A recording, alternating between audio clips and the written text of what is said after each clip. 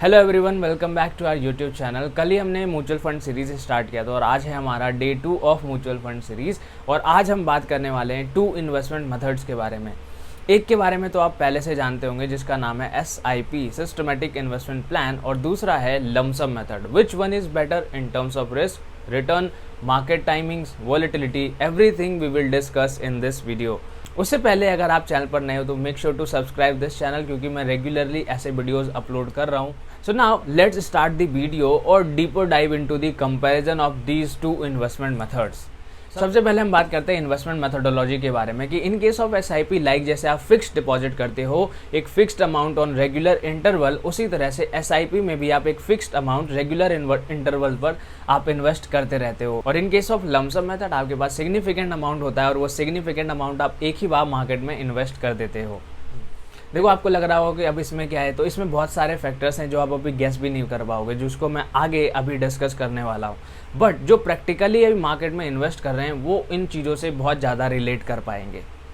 So make sure to watch full videos, क्योंकि मैं real market experiences को यहाँ पर शेयर करूँगा along with the examples, so that आप उससे बेटर रिलेट कर पाओ।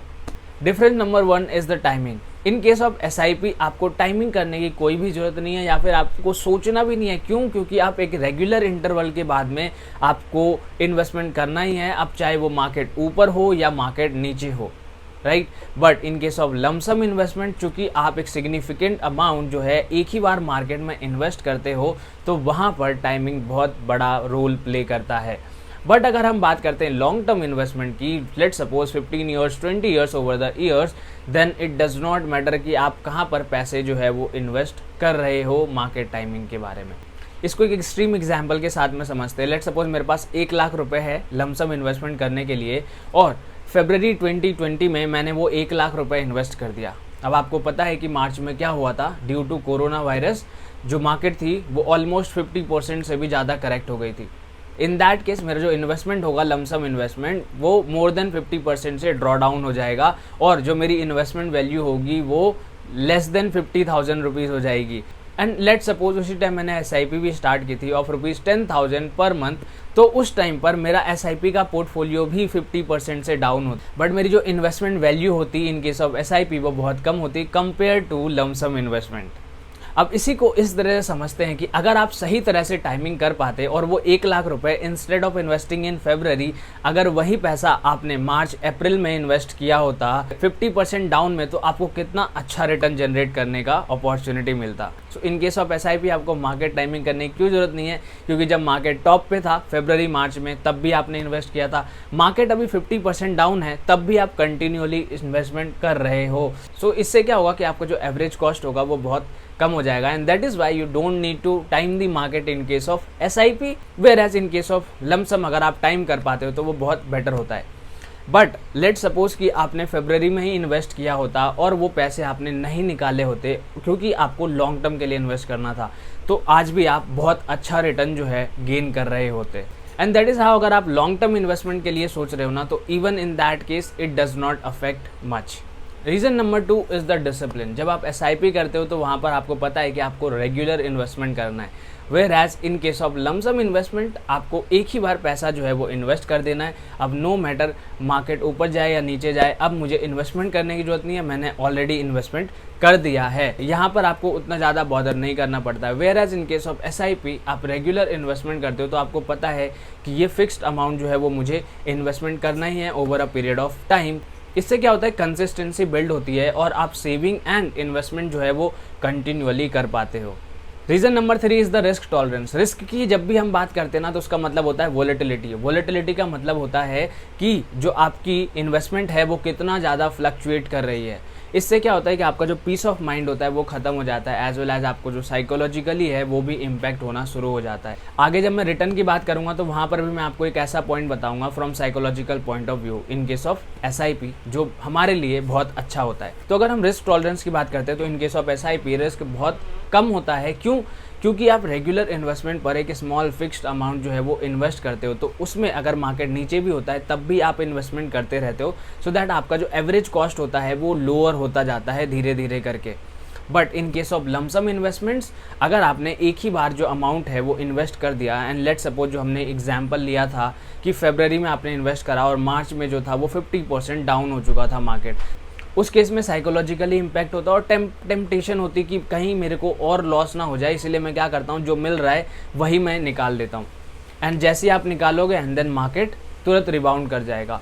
That is why risk tolerance is important, क्योंकि जैसे ही आपने इन्वेस्ट किया अगर वो आपके नेगेटिव भी जाता है तो आपको डरना नहीं है। क्यों? क्योंकि आपने अपनी कैपेसिटी में वो पैसा जो है इन्वेस्ट करा है and you are ready to lose that money, और आपने लॉन्ग टर्म के लिए इन्वेस्ट किया है। तो शॉर्ट टर्म में से ये जो फ्लक्चुएशंस होती रहती है ना, आपको उससे डरने की जरूरत नहीं है। And this is all about the risk and psychology. जब भी आप इन्वेस्टमेंट करते हो तो आपको इन चीज़ों को बहुत केयरफुली समझना है, ध्यान देना है। Reason number 3 and last, from return perspective, और इसको हम अपने एक्सेल सीट पे जा करके समझते हैं। सबसे पहले मैं आपको बता दूं, ये जो सोर्स है वो ईटी मनी से लिया है।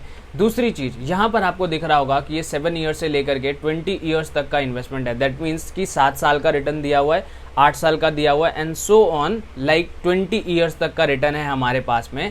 दूसरा, यहाँ पर हमने मंथली एसआईपी का रिटर्न कैलकुलेट किया हुआ है, लमसम रिटर्न भी कैलकुलेट किया हुआ है। अब इस चीज़ को यहाँ पर आपको दिख रहा होगा कि ये XIRR है और ये CAGR है। इसके बीच में डिफरेंस क्या होता है अभी मैं आपको ब्रीफली बता देता हूँ। हम XIRR को यूज करते हैं to calculate the return of SIP, क्योंकि SIP में है time value of money involve होता है। एट द सेम टाइम आप रेगुलर इंटरवल पर मैनी टाइम्स इन्वेस्टमेंट करते हो, तो उसी के लिए जो XIRR का फॉर्मूला है वो बेस्ट सूट करता है to calculate the return of SIP। Whereas in case of lump sum amount आप सिर्फ और सिर्फ एक ही बार में पूरा पैसा डाल देते हो, और जब आप उसको विड्रॉ करते हो तो वहाँ पर आपको एक अमाउंट मिलता है। तो यहाँ पर सिर्फ और सिर्फ 2 इंसिडेंसेस होते हैं, and that is why we calculate the CAGR compounded annual growth rate for the lump sum investment और XIRR फॉर SIP इन्वेस्टमेंट्स। इसके साथ साथ और भी मेथड्स होते हैं जिनसे हम रिटर्न्स कैलकुलेट करते हैं, उसके बारे में भी आने वाले वीडियोस में हम डिस्कस करेंगे, क्योंकि बहुत टाइम ये भी होता है कि आपको गलत रिटर्न दिखा करके अट्रैक्ट किया जाता है to invest in that particular mutual fund scheme, और उससे आप कैसे बच सकते हो, by just understanding these things. ठीक है, so make sure to stay tuned, और आने वाले वीडियोस में हम ये सारी चीज़ें कवर करने वाले हैं in each and every aspect of the mutual fund. So now अब हम समझते हैं। तो यहाँ पर आपको दिख रहा होगा मंथली SIP और लमसम इन्वेस्टमेंट। अब यहाँ पर आपको ये रिटर्न देखने की ज़रूरत नहीं है, मैं डायरेक्टली आपको ग्राफ पर लेकर के चलता हूँ और सिंपल सा क्रक्स बता देता हूँ, बताता हूँ इन पूरे चार्ट का मतलब क्या है। तो जैसे ही आप यहाँ पर देख रहे होगे जो ग्राफ है, इसमें जो ब्लू लाइन है वो है हमारा SIP का रिटर्न, वेयर जो ऑरेंज लाइन है वो हमारा लमसम रिटर्न है। सो आपको यहाँ पर देखने से क्या ऑब्जर्व, इस चार्ट को आप देखने से क्या ऑब्जर्व कर पा रहे हो, 2 पॉइंट्स हैं जिसको मैं ऑब्जर्व कर रहा हूँ। सबसे पहला कि ये जो ऑरेंज रिटर्न है, दैट मीन्स जो CAGR है, लमसम इन्वेस्टमेंट है, वो मोर और लेस नीचे रह रहा है then return of your SIP, पहली चीज़। But over a period of time अगर हम लॉन्ग टर्म के लिए देखते हैं, दैट इज 70 ईयर्स, 18 ईयर्स और मोर, तो वहाँ पर आपको दिख रहा होगा कि जो लमसम इन्वेस्टमेंट है वो बीट कर रहा है देन SIP रिटर्न्स को। सेकेंड इंपॉर्टेंट ऑब्जर्वेशन, जब आप SIP के रिटर्न्स को देखते हो तो वो स्टडी है, कांस्टेंट है, वेयर एज उसके बाद वो ग्रेजुअली धीरे धीरे करके ऊपर की साइड जा रहा है। लेकिन अगर हम लमसम इन्वेस्टमेंट की बात करते हैं तो वहाँ पर आपको दिख रहा होगा कि कितना ज़्यादा वोलेटाइल है। दैट मीन्स कि जब आप लमसम इन्वेस्टमेंट करते हो तो वहाँ पर आपको रिस्क बहुत ज़्यादा होता है। So make sure to prepare your mind before choosing the investment method और इन्वेस्टिंग इनटू द मार्केट, क्योंकि ये बहुत ज़्यादा रिस्की है। तो उससे पहले आपका माइंडसेट जो है इस चीज़ों के लिए तैयार होना चाहिए।